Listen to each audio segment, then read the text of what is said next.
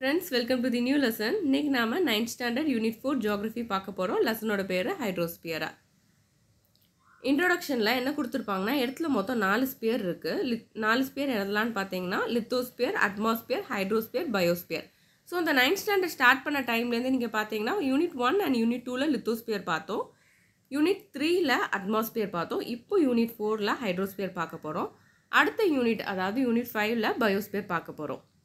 Okay, இப்போ நம்ம வந்து ஹைட்ரோஸ்பியரை வந்து டீட்டெயிலாக பார்த்துடலாம். எர்த்தில் வந்து 3% வந்து தண்ணியால் தான் மேடாக இருக்குது. அதனால நம்ம எர்த்தை வந்து வாட்டரி பிளானட் இல்லைனா ப்ளூ பிளானட் அப்படின்னு சொல்லுவோம். கிட்டத்தட்ட 97% ஆஃப் வாட்டர் வந்து ஓஷனாக இருக்குது. அண்ட் மிச்சம் 3% of water glacier, ice caps, ground water, rivers, lakes. Then hydrological cycle சொல்லி கொடுத்துருப்பாங்க. ஸோ என்னென்னா எர்த்தில் இருக்க வாட்டர் வந்து ஸ்டாட்டிக்காக இல்லை, அது எப்போவுமே மூவ் ஆகிக்கிட்டே இருக்குது அப்படின்னு சொல்லியிருப்பாங்க. ஸோ அந்த கண்டினியூஸ் மூவ்மெண்ட்னால தான் ஹைட்ராலஜிக்கல் சைக்கிள் நடக்குது அப்படின்னு சொல்லியிருப்பாங்க. முக்கியமான ப்ராசஸ் எதெல்லாம் ஹைட்ராலஜிக்கல் சைக்கிளில் இன்வால்வ் ஆயிருக்குன்னு பார்த்தீங்கன்னா எவாப்ரேஷன், கண்டென்சேஷன் அண்ட் ப்ரிசிபிடேஷன். இந்த 3 ப்ராசஸ்னாலையும் தான் இந்த ஹைட்ராலஜிக்கல் சைக்கிள்ங்கிறது ஒன்று நமக்கு வந்து நடக்குது அப்படின்னு சொல்லியிருக்காங்க. இந்த டயக்ராமில் பாருங்கள், இந்த டயக்ராமில் கிளியராக கொடுத்துருப்பாங்க. ப்ரிசிபிடேஷன், கண்டென்சேஷன் ஆகுது, அப்புறம் ப்ரிசிபிடேஷன் ஆகுது, அண்ட் அந்த சைக்கிள் அப்படியே கண்டினியூ ஆகுது. Evaporation, condensation, ப்ரிசிபிடேஷன்னு. ஸோ வந்து இதுவே உங்களுக்கு கிளியராக இருக்கும் வாட்டர் சைக்கிள் பொறுத்த வரைக்கும். இப்போ வந்து சீ வாட்டரில் வந்து சன் படுறப்ப உங்களுக்கு வந்து அது வந்து எவாப்ரேட் ஆகும், தென் வந்து கண்டென்ஸ் ஆகும், தென் அதுக்கப்புறம் மழை பெஞ்சு ப்ரிசிபிடேஷன் ஃபார்ம் ஆகும். ஸோ அப்படியே இந்த வாட்டர் சைக்கிள் வந்து உங்களுக்கு வந்து கண்டினியூ ஆகிட்டே தான் இருக்கும். அதுதான். நெக்ஸ்ட் வந்து ஃப்ரெஷ் வாட்டர் பார்த்துடலாம். ஃப்ரெஷ் வாட்டர் அப்படின்னு பார்த்தீங்கன்னா ரெயின் வாட்டர் தான் நம்ம வந்து ஃப்ரெஷ் வாட்டர் அப்படின்னு சொல்லுவோம். அதாவது எது ஃப்ரெஷ் வாட்டர்னா சால்ட் கண்டென்ட் வந்து கம்மியாக இருக்கிறது தான் ஃப்ரெஷ் வாட்டராக. கிட்டத்தட்ட எர்த்தில் வந்து லிக்விட் ஸ்டேட்டில் 1% ஆஃப் தி ஃப்ரெஷ் வாட்டர் தான் இருக்குது. அதுதான் அந்த லைனில் கொடுத்துருப்பாங்க. Around 1% is found in liquid state such as river, streams, lakes, ponds. அதுக்கப்புறம் ஒரு முக்கியமான ஃபேக்ட் ஒன்று கொடுத்துருப்பாங்க. ஃபின்லாண்டை வந்து லேண்ட் ஆஃப் 1000 லேக்ஸ் அப்படின்னு சொல்லுவாங்களாம். காரணம் என்னென்னா அதில் வந்து 1,87,888 லேக்ஸ் வந்து இருக்குது. அதனால் ஃபின்லாண்டை வந்து லேண்ட் ஆஃப் 1000 லேக்ஸ் அப்படின்னு சொல்லுவாங்க. அதுக்கப்புறம் வாட்டர் டேபிளுக்கும் அக்விஃபருக்கும் டெஃபினேஷன் கொடுத்துருக்காங்க. Water table is a level below the ground where water is found collected beneath the earth surface. Aquifers are porous rock strata filled with water found below the earth surface. Ocean பார்த்துடலாம். So ocean பொறுத்த வரைக்கும் northern hemisphere and southern ஹெமிஸ்பியரில் ஒன்று போல் இல்லை. For example northern hemisphere பார்த்தீங்கன்னா 61% of land இருக்குது, and southern ஹெமிஸ்பியரில் 81% ஆஃப் வாட்டர் இருக்குது. ஸோ இதுலேருந்து கிளியராக புரியுது லேண்டு தான் நார்தர்ன் ஹெமிஸ்பியரில் அதிகமாக இருக்குது. இந்த குளோபில் பாருங்களேன், உங்களுக்கு வந்து எல்லோ கலரில் கொடுத்துருக்கிறது ஃபுல்லாக லேண்டு. ஸோ நார்தர்ன் ஹெமிஸ்பியரில் பார்த்தீங்கன்னா உங்களுக்கு லேண்ட் அதிகமாக இருக்கும், சதர்ன் ஹெமிஸ்பியரில் பார்த்தீங்கன்னா உங்களுக்கு வாட்டர் அதிகமாக இருக்கும். அதனால் இந்த நார்தர்ன் ஹெமிஸ்பியரில் லேண்ட் ஹெமிஸ்பியர் அப்படின்னு சொல்லுவாங்க, சதர்ன் ஹெமிஸ்பியரை வாட்டர் ஹெமிஸ்பியர் அப்படின்னு சொல்லுவாங்க.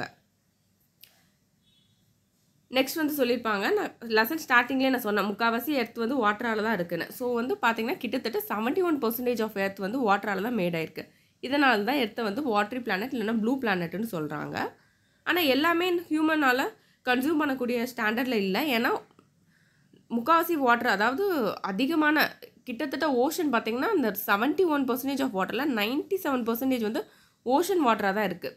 ஸோ ஓஷன் வாட்டர் எப்போவுமே சால்ட்டியாக இருக்கும். ஸோ சால்ட்டியாக இருக்குங்கப்போ அதை நம்ம வந்து கன்சியூமே பண்ண முடியாது. ஸோ வந்து இடத்துல 71% தண்ணி இருந்தாலும் நம்ம கன்சியூம் பண்ணக்கூடிய ஸ்டாண்டர்டில் ஃப்ரெஷ் வாட்டராக இருக்குது ரொம்பவே கம்மி தான். அது மட்டும் இல்லை, ஓஷனில் நிறைய எக்கனாமிக்கல் பெனிஃபிட்ஸும் இருக்குது. லைக் ஃபுட், மினரல்ஸ் இதெல்லாம் வந்து இமன்ஸாக இருக்குன்னு சொல்லி கொடுத்துருக்காங்க. அதிகமான மினரல் வந்து எக்ஸ்ப்ளோர் பண்ணுறாங்க. இப்போ டீப்சி எக்ஸ்ப்ளோரேஷன்லாம் நிறைய மினரல்ஸ் வந்து அவங்களால வந்து எடுக்க முடியுது அப்படின்னு சொல்லியிருக்காங்க. ஸோ அதனால் வந்து எக்கனாமிக்கலி இந்த ஓஷனுங்கிறது ஒரு ரொம்ப முக்கியமான ரீஜன். நெக்ஸ்ட் இந்த பாக்ஸில் கொஞ்சம் ஃபேக்ட்ஸ் கொடுத்துருப்பாங்க, ரொம்ப முக்கியம் இல்லை, பட் லைட்டாக பார்த்துக்கோங்க. சில்வியா இயர்லி அப்படின்னு ஒருத்தங்க, யாருன்னு பார்த்தீங்கன்னா அமெரிக்கன் ஓஷனோகிராஃபர். அவங்கள ஹீரோ ஃபார் தி பிளானட்னு சொல்கிறாங்களாம். ஏன்னா அவங்க வந்து மெரைன் லைஃப் ப்ரொடெக்ஷன் அதில் வந்து நிறையா எஃபோர்ட்ஸ் வந்து அவங்க வந்து கான்ட்ரிபியூட் பண்ணியிருக்காங்க. நெக்ஸ்ட் இதே மாதிரி ஜாக்வஸ் யூவிஸ் கவுஸ்டியோ அப்படின்னு ஒருத்தங்க, இவங்க வந்து ஃப்ரெஞ்சு ஓஷன் எக்ஸ்ப்ளோரர்.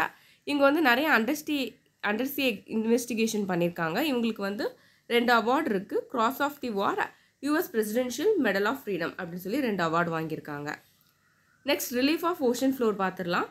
ஸோ எதெல்லாம் வந்து ஓஷன் ஃப்ளோர் ரிலீஃப் ஃபியூச்சர்னு பார்த்தீங்கன்னா continental shelf, continental slope, continental rise, deep sea plain ஒரு abyssal plain, oceanic deep, oceanic ridge, இதெல்லாம் தான் ரிலீஃப் ஃபியூச்சரை.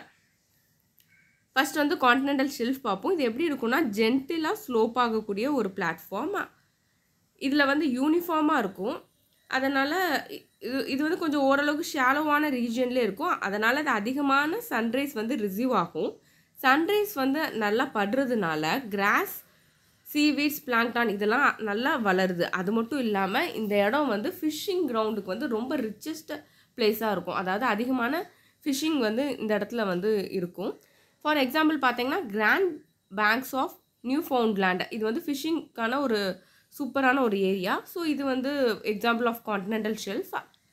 நெக்ஸ்ட் பார்த்தீங்கன்னா இது வந்து ஃபிஷ்ஷிங் கிரவுண்டு மட்டும் ரொம்ப ரிச்சாக இல்லை, மினரல்ஸ்க்குமே இது ரொம்ப ரிச் ரிசோர்ஸஸாக இருக்குது. மைனிங் அண்ட் ட்ரில்லிங் ஆக்டிவிட்டீஸ்லையும் ரொம்பவே இந்த ஜோன் வந்து அதிகமான ரிசோர்ஸஸ் இருக்குது. Example Mumbai high in Arabian sea. So 2 example பார்த்துருக்கோம், ஞாபகம் வச்சுக்கோங்க. Grand Bank of Newfoundland, Mumbai high in Arabian sea. So இது எல்லாமே காண்டினென்டல் ஷெல்ஃப் கீழே வருது. ஸோ காண்டினென்டல் ஷெல்ஃபில் ரிசோர்ஸஸ் ரொம்ப ரிச்சாக இருக்கும், அதை மட்டும் ஞாபகம் வச்சுக்கோங்க. இங்கே ஒன்று ஹிப்சோமெட்ரிக் கர்வ்னு ஒன்று சொல்லியிருப்பாங்க. ஸோ ஹிப்சோக்கு மீனிங் தெரிஞ்சாலே இந்த கர்வ் எதுக்கு அப்படின்னு உங்களுக்கு தெரிஞ்சிடும். ஹிப்சோங்கிறது ஹைட்டு. ஸோ வேரியஸ் லேண்ட் ஃபியூச்சர்ஸோட ஹைட்டை ரெப்ரசென்ட் பண்ணி ஒரு கிராஃபிக்கல் ரெப்ரசன்டேஷன் பண்ணுறது தான் இந்த ஹிப்சோமெட்ரிக் கர்வ். நெக்ஸ்ட் பாருங்கள், ஓஎன்ஜிசி பற்றி கொஞ்சம் கொடுத்துருப்பாங்க. ஓஎன்ஜிசிக்கு ஃபுல் ஃபார்ம் வந்து oil and natural gas corporation. So இது இந்தியாவிலே இருக்க largest oil and gas exploration எதுன்னு பார்த்தீங்கன்னா ஓஎன்ஜிசி தான். கிட்டத்தட்ட இது வந்து 20 million tons of oil reserves வந்து எஸ்டிமேட் பண்ணியிருக்கு ரீசெண்டாக. அதுவும் பர்டிகுலராக இந்த மும்பை ஹை ஆஃப்ஷோர் ரீஜியனில். ஸோ இப்போ வந்து நம்ம வந்து என்ன பார்த்தோம் அப்படின்னு பார்த்தீங்கன்னா ரிலீஃப் ஃபியூச்சரில் ஃபஸ்ட்டு ஒன் பார்த்தோம், காண்டினென்டல் ஷெல்ஃப் பார்த்தோம். நெக்ஸ்ட் வந்து காண்டினென்டல் ஸ்லோப் பார்த்துடலாம். காண்டினென்டல் ஷெல்ஃப் பொறுத்த வரைக்கும் நான் என்ன சொன்னேன், ஜென்ட்லி ஸ்லோப்பிங் சொன்னேன். அப்படியே இதுக்கு ஆப்போசிட் வந்து காண்டினென்டல் ஸ்லோப்பாக. இது எப்படி இருக்குன்னா ஸ்டீப் ஸ்லோப்பாக இருக்கும். இது வந்து forms boundary between the continental crust and oceanic crust. இதில் வந்து காண்டினென்டல் ஷெல்ஃபில் இருக்க மாதிரி எந்த ஒரு டெபாசிட்டும் இருக்காது, அதாவது மினரல்ஸ் அது எதுவுமே இதில் இருக்காது. அப்போ என்ன தான் இருக்கும் அப்படின்னு பார்த்தீங்கன்னா கேனியான்ஸ் அண்ட் ட்ரென்ச்சஸ் மட்டும் ப்ரெசென்ட் ஆகிருக்கும். டெம்பரேச்சர் பொறுத்த வரைக்கும் ஃப்ரீசிங் டெம்பரேச்சர், கிட்டத்தட்ட ஃப்ரீசிங் டெம்பரேச்சர் மாதிரி தான் இருக்கும். சன் வந்து பெனிட்ரேஷன் அவ்வளோ இருக்காது. ஸோ சன்ரைஸ் வந்து இதில் அவ்வளவோ வந்து ரிசீவ் ஆகாததுனால இல்லை அவ்வளவோ ரிசோர்ஸஸ் எதுவுமே இருக்காது இந்த காண்டினென்டல் ஸ்லோப் பொறுத்த வரைக்கும். தென் காண்டினென்டல் ரைஸ் பொறுத்த வரைக்கும் பார்த்தீங்கன்னா காண்டினென்டல் ரைஸ் நான் சொல்கிறதுக்கு முன்னாடி இந்த டயக்ராமை நீங்கள் ஒரு வாட்டி பாருங்கள். காண்டினென்டல் ஷெல்ஃப் சொன்னேன், எப்படி சொன்னேன், ஜென்ட்லி ஸ்லோப்பிங் சர்ஃபேஸ் சொன்னேன். காண்டினென்டல் ஸ்லோப்புக்கு என்ன சொன்னேன், ஸ்டீப் ஸ்லோப் மாதிரி இருக்கும் அப்படின்னு சொல்லி சொன்னேன். தென் காண்டினென்டல் ரைஸ் பார்த்தீங்கன்னா காண்டினென்டல் ரைஸ் வந்து காண்டினென்டல் ஸ்லோப்புக்கும் அபைசல் பிளேனுக்கும் நடுவில் இருக்கும். ஸோ இந்த 2 ரீஜனுக்கு நடுவில் இருக்கும். காண்டினென்டல் ரைஸ் பொறுத்த வரைக்கும் ஜென்டில் ஸ்லோப்பாக தான் இருக்கும், ரொம்ப ஸ்டீப் ஸ்லோப்பாலாம் இருக்காது. பார்த்தீங்கன்னா ஜென்டிலாக தான் இருக்குது ஸ்லோப். அண்ட் இந்த இடம் பார்த்தீங்கன்னா ப்ரௌன் கலரில் இருக்குல்ல, இங்கெல்லாம் வந்து கொஞ்சம் சில்ட் அந்த மாதிரி டெபாசிஷன் வந்து இருக்கும். இப்போ நம்ம வந்து கண்டென்ட்டுக்கு போயிடலாம். ஸோ வந்து இப்போ ரீட் பண்ணுங்கள். காண்டினென்டல் ஸ்லோப்புங்கிறது ஜென்டில் ஸ்லோப்பிங் சொல்லி கொடுத்துருப்பாங்க. ஸோ இது வந்து எதுக்கு நடுவில் இருக்குன்னா காண்டினென்டல் ஸ்லோப்புக்கும் அபைசல் பிளேனுக்கும் நடுவில் இருக்கும். இங்கே வந்து நம்ம எப்படி நம்ம லேண்டில் அலுவியல் ஃபேன்ஸ் இருக்கோ அதே மாதிரி சப்மரைன் ஃபேன்ஸ் வந்து இந்த காண்டினென்டல் ரைஸ் ரீஜனில் தான் இருக்கும் அப்படின்னு சொல்லி கொடுத்துருப்பாங்க. Then deep sea plains or abyssal plains. So இது எப்படின்னா ரொம்பவே ஃப்ளாட்டான சர்ஃபேஸாக தான் இருக்கும். ஸோ நமக்கு பிளேன்னாலே தெரியும் ஃப்ளாட்டுன்னு. ஸோ இது டீப் சி பிளேன் அப்படின்னு பேர்லேயே இருக்கிறதுனால இந்த இடம் வந்து யூனிஃபார்ம் ஃப்ளாட் ரீஜியனாக இருக்கும். இந்த இடத்துல வந்து clay, silt and sand deposition அதிகமாக இருக்கும். வேறு என்ன லேண்ட் ஃபார்ம்ஸ்லாம் அங்கே இருக்குன்னு பார்த்தீங்கன்னா abyssal hill, sea mount, guyots, coral atoll, இந்த மாதிரி ஒரு சில ஓஷானிக் ஃபியூச்சர்ஸ்லாம் அங்கே இருக்குது.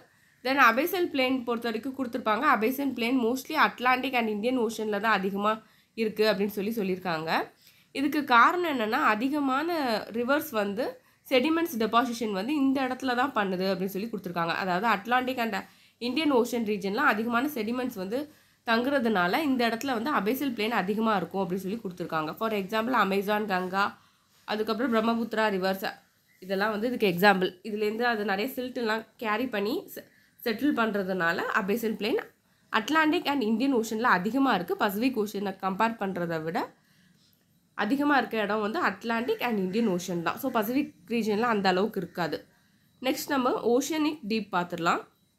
ட்ரென்ச்சஸ் தான் இருக்கிறதுல ரொம்ப deepest part of the ocean. கிட்டத்தட்ட total relief feature of the ஓஷனில் 7% வந்து இந்த ஓஷானிக் டீப்ஸ் தான் இருக்குது. அதாவது நம்ம வந்து கொஞ்ச நேரத்துக்கு முன்னாடி கொஞ்சம் கிளாஸிஃபிகேஷன்ஸ் பார்த்தோம்.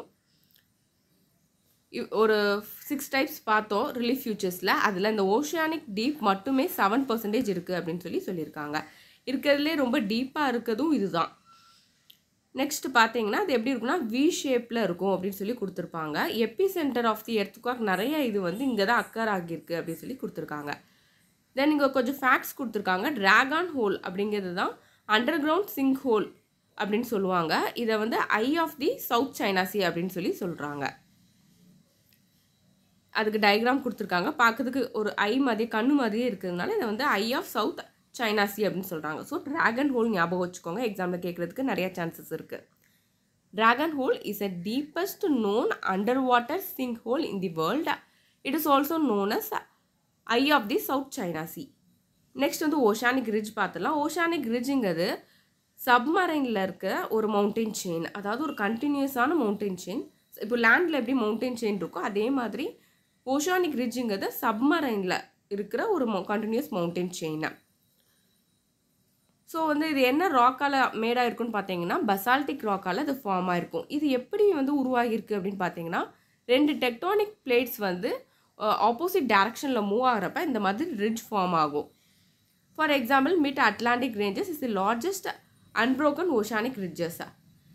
அப்புறம் இதில் கொஞ்சம் முக்கியமான ஃபேக்ட்ஸ் கொடுத்துருப்பாங்க. ஃபேத்தோம் அப்படின்னா என்னென்னு பார்த்தீங்கன்னா nautical measurement of the depth of the water in the ocean. Isobath உங்களுக்கு கொஞ்ச நாளைக்கு முன்னாடி சொல்லியிருந்தேன் போன லெசனில். ஐசோனா என்ன ஈக்குவல்னு அர்த்தம். ஸோ ஐசோபாத் அப்படின்னா imaginary line joining the points of equal depth. அதே மாதிரி ஐசோ ஹெலன்னா imaginary line joining the equal salinity of the ocean. Next வந்து movement of the oceanic water பார்த்துடலாம். நான் ஆல்ரெடி சொன்ன மாதிரி வாட்டர் வந்து ஸ்டாட்டிக்காக இருக்காது, அதுக்கு எப்போவுமே மூவ்மெண்ட் இருந்துக்கிட்டே இருக்கும். ஸோ வந்து இப்போது ஹரிசாண்டல் மோஷனில் அது மூவ் ஆச்சுன்னா அது வேவ்ஸ் இல்லைனா கரண்ட் அப்படின்னு சொல்கிறோம்.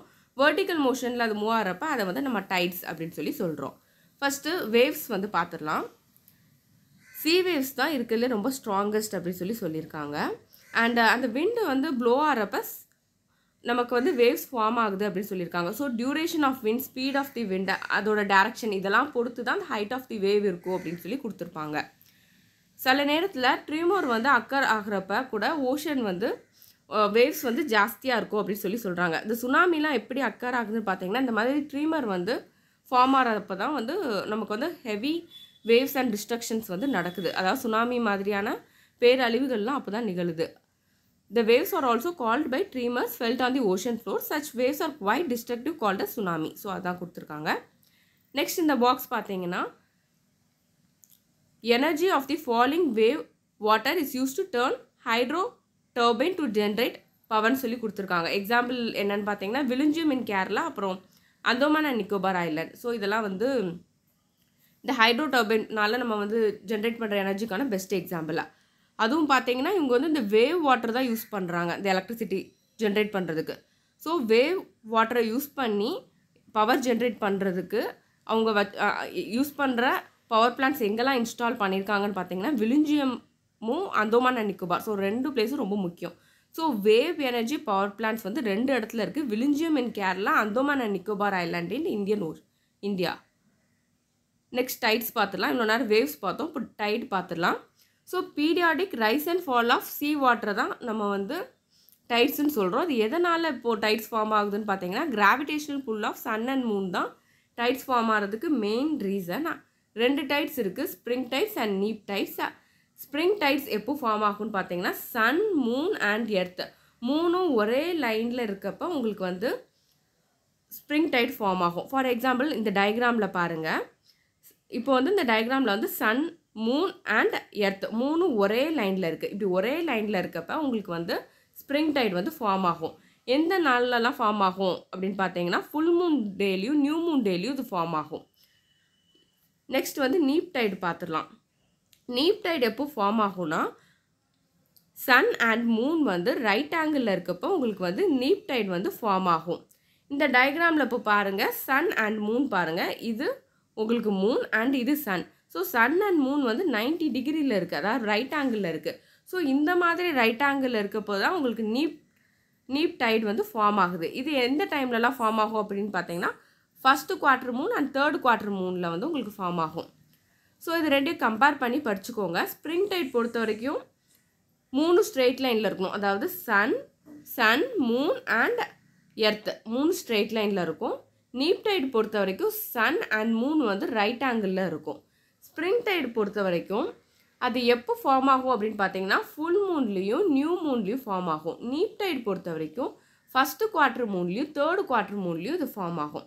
ஸோ இவ்வளோ தான், இதை மட்டும் ஞாபகம் வச்சுக்கிட்டாலே போதும். நெக்ஸ்ட் வந்து பொட்டான்ஷியல் டைடல் வேவ் ஜோன்ஸ் அது எங்கெல்லாம் இருக்குது இந்தியாவில்னு பார்த்தீங்கன்னா Gulf of Khambhat, Gulf of Kutch and Sundarbans. Then maritime borders கொடுத்துருக்காங்க. ஒவ்வொரு கண்ட்ரிலையும் மேரிடைம் பார்டர்ஸ் ஒவ்வொரு டிஸ்டன்ஸ் இருக்குது. ஃபார் எக்ஸாம்பிள் வந்து மோஸ்ட்லி எல்லா கண்ட்ரிஸ்லையும் 12 நாட்டிக்கல் மைல்ஸ் வந்து வச்சுருக்காங்க. ஒரு சில கண்ட்ரியில் 3 நாட்டிக்கல் மைல்ஸ் இருக்குது. எங்கன்னு பார்த்தீங்கன்னா ஜார்டன் அண்ட் பவுலோவில் வந்து 3 நாட்டிக்கல் மைல்ஸ்.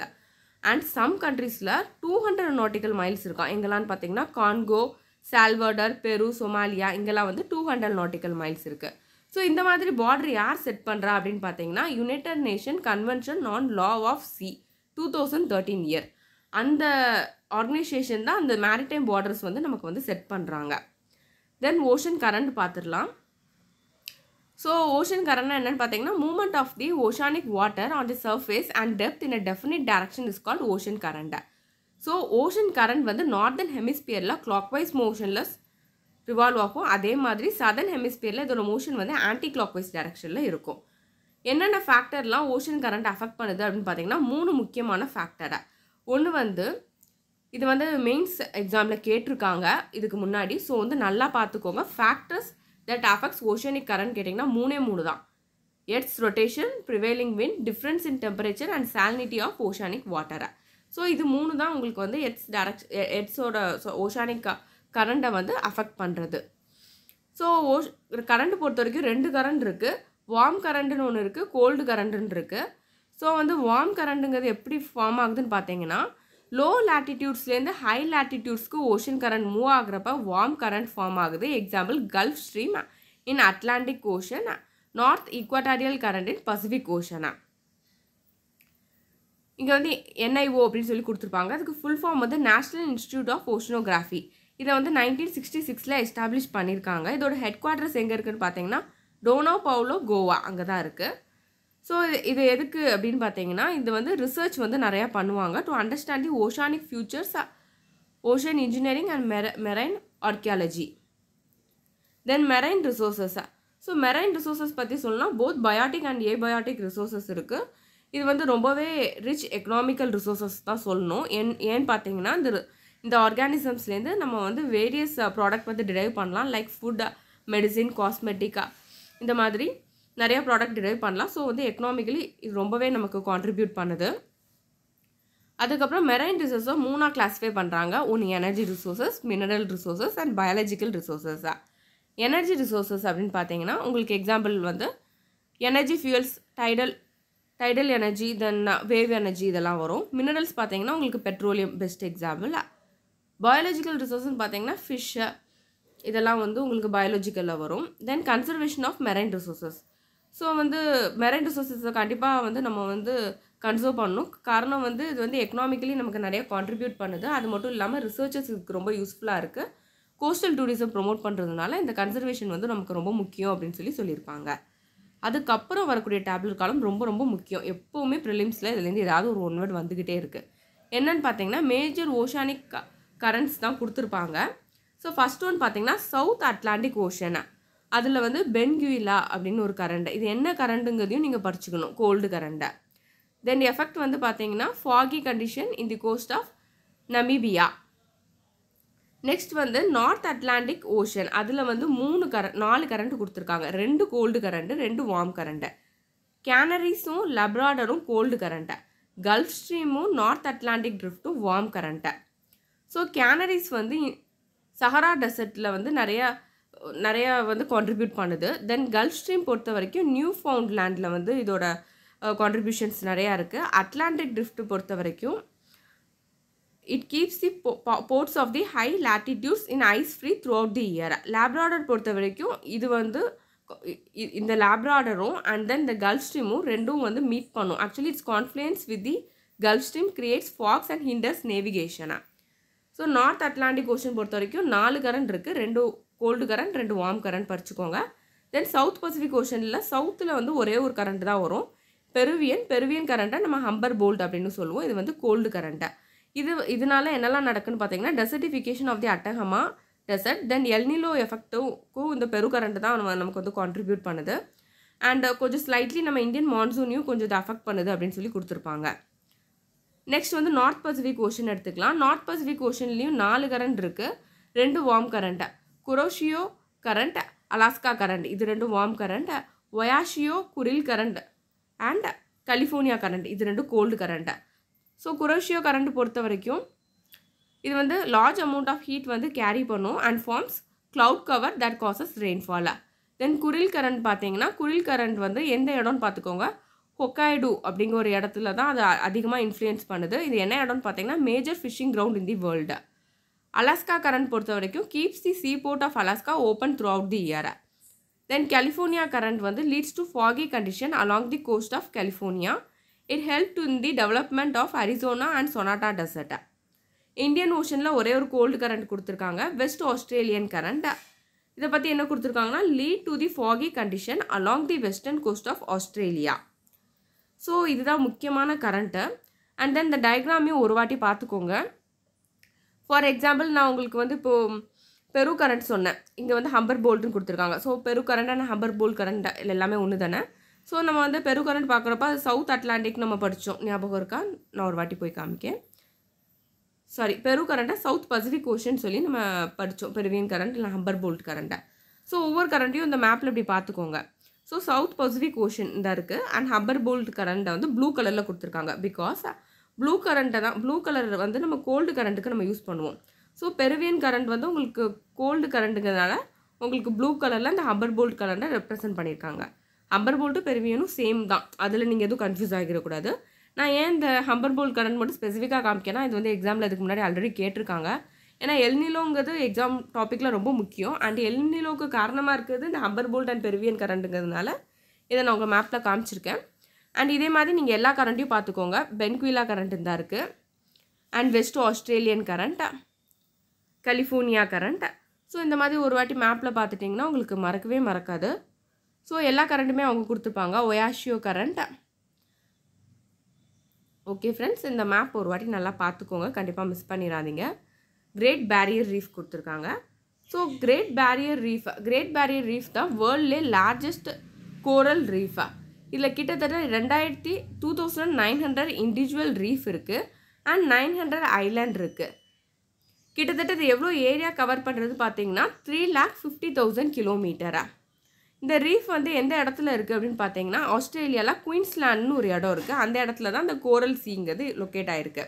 இந்த கிரேட் பேரியர் ரீஃப் வந்து ஈவன் அவுட்டர் ஸ்பேஸ்லேருந்து கூட அதை வந்து நம்ம க்ளீனாக பார்க்கலாம் அப்படின்னு சொல்லியிருக்காங்க. அப்புறம் இது முக்கியமான point, coral reef are built by billions of tiny organism. So coral polyps, இதை மறந்துடாதீங்க. ஸோ கோரல் லீஃப்ஸில் வந்து நிறைய டைனி ஆர்கானிசம் இருக்குது. அந்த ஆர்கானிசமோட name coral polyps. CNN labeled it one of the world's 7 wonders. So 7 natural ஒண்டர்ஸில் இந்த கிரேட் பேரியர் ரீஃபும் ஒன்று. ஸோ இவ்வளோ தான் இன்றைக்கி நம்ம 4th யூனிட் கவர் பண்ணிட்டோம். ஸோ லெசன் யூஸ்ஃபுல்லாக இருக்குன்னு ஃபீல் பண்ணிங்கன்னா மறக்காமல் சேனல் சப்ஸ்கிரைப் பண்ணிக்கோங்க, பெல் ஐக்கான் ப்ரெஸ் பண்ணிக்கோங்க. Thank you friends, have a nice day.